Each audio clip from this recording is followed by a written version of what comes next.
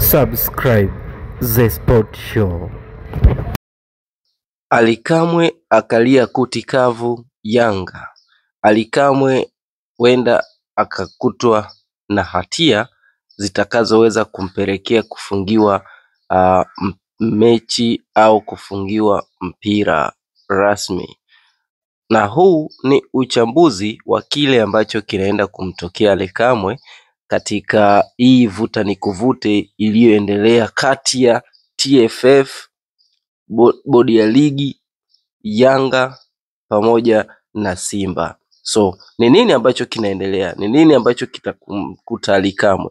Hapa na kuwekea uchambuzi wake yakinifu kutokana na yale ambayo yamekwisha kutokea, na nini hasa tuhuma zake, nini hasa kinachopelekea hali hii iweze kuwepo, na nini hasa wanayanga wanapaswa kujiandaa nacho.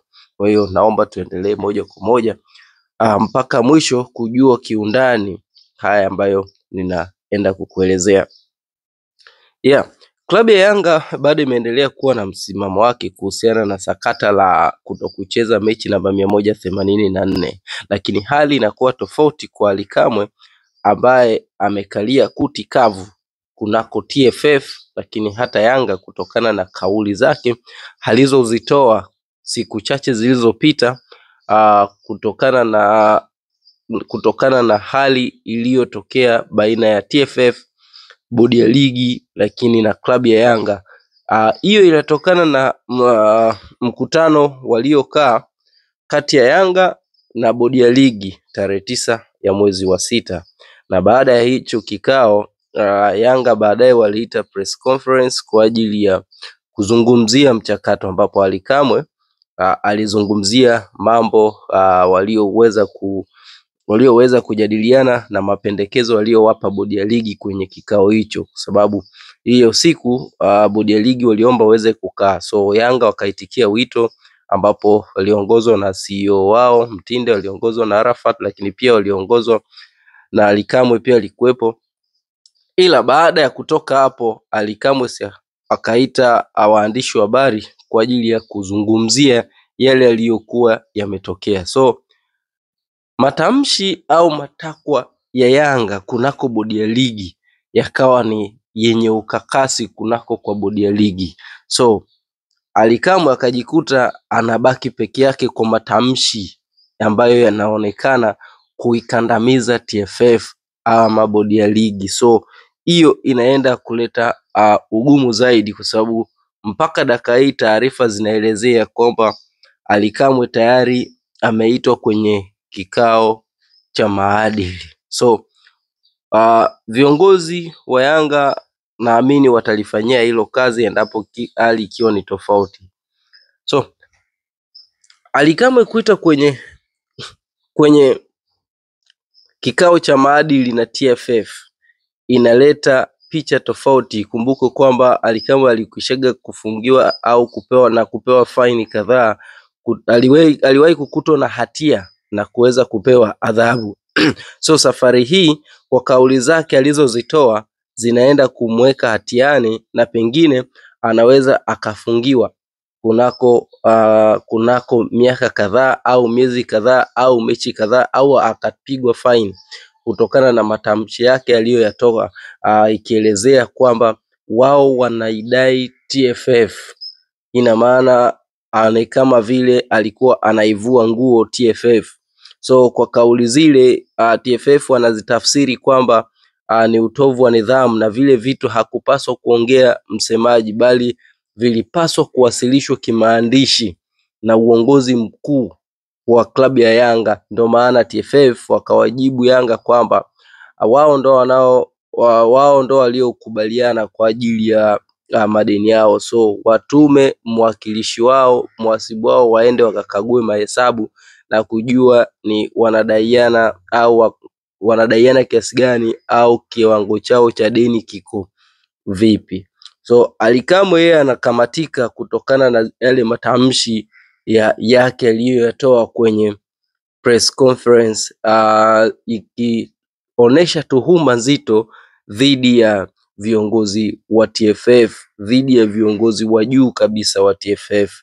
Lakini mpaka dakika hii Engineer Hersi pote pale alipo hajawahi kucomment wala kuongea jambo lolote, isipokuwa wale wawakilishi wake ndio wamekuwa wakiongea mara kwa mara.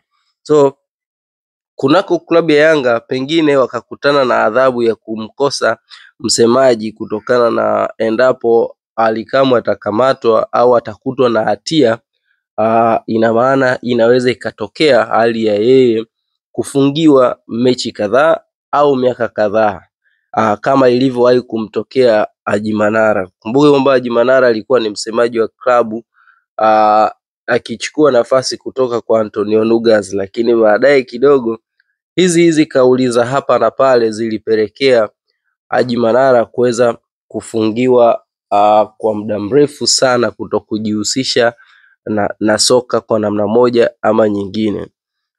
Amekaa kwa kifungo takriban miaka miwili kama sikosei, ambapo baada ya kufungiwa ndipo alipopatikana mrithi wake ambaye ni Ally Kamwe.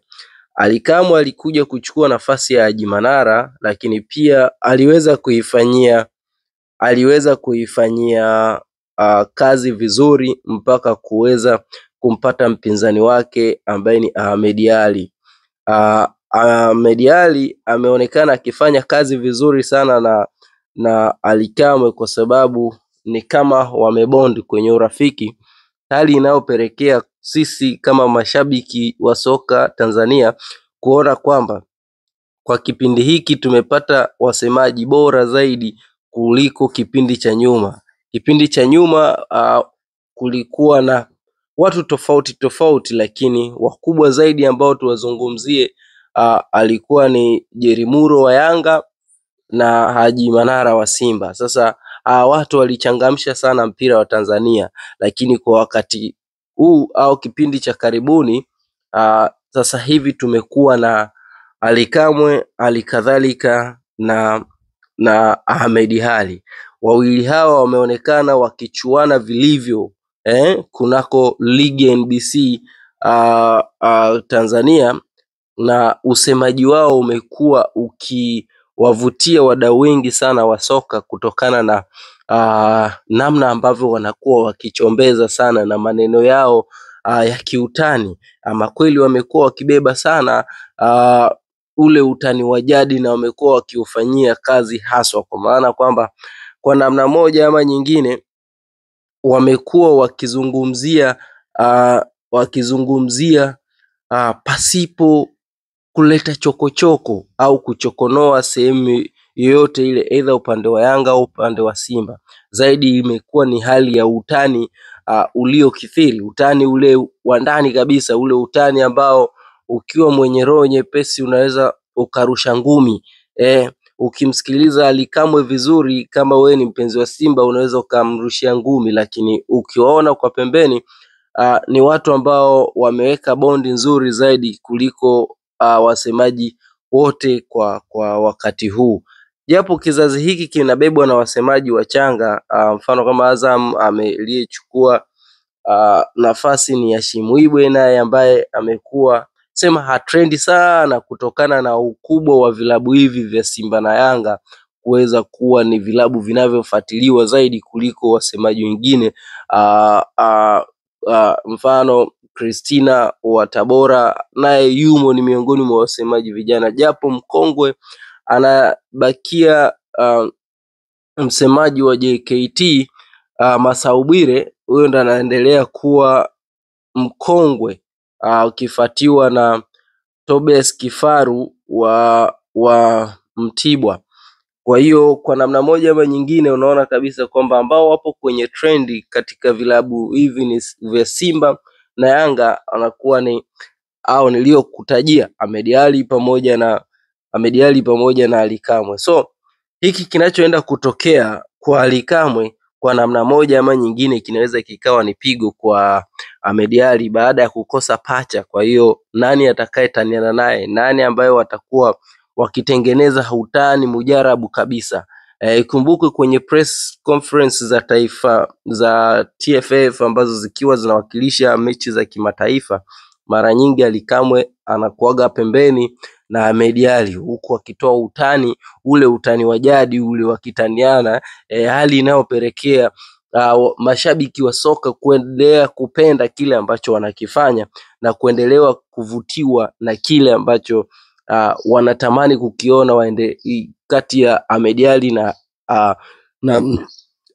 na Ally Kamwe. So kwa namna moja ama nyingine unaona kabisa kutakuwa kuna pengo endapo Ally Kamwe akitiwa hatiani na kupewa adhabu. Pengo litakuwa kwa upande wa TFF wenyewe, pengo litakuwa kwa upande wa Simba kwa sababu Ahmed Ally atakosa mtu wa kumtania, lakini pengo litakuwepo kwa Yanga zaidi kwa sababu nani atakaye kuja kurithi nafasi ya Ally Kamwe ambaye atafanya vizuri zaidi kama Ally Kamwe na akaendana na hao waliopo. Ni hali ambayo inaleta maswali makubwa. Kwa hiyo kwa upande wangu mimi namwombea sana aweze kukutwa na hali ya kupewa faini, labda alipe 500,000 kwa kauli ile, ili aendelee kuwa tu msemaji wa klabu kama ilivyokuwa kawaida. Ni hayo tu katika ambayo nilikuwa nataka tuyajadili kidogo kwa namna ambavyo ipo. So ninaomba uweze kusubscribe YouTube channel yetu, lakini pia naomba uweze kutupa maoni yako, wewe kipi ambacho wewe unakiona.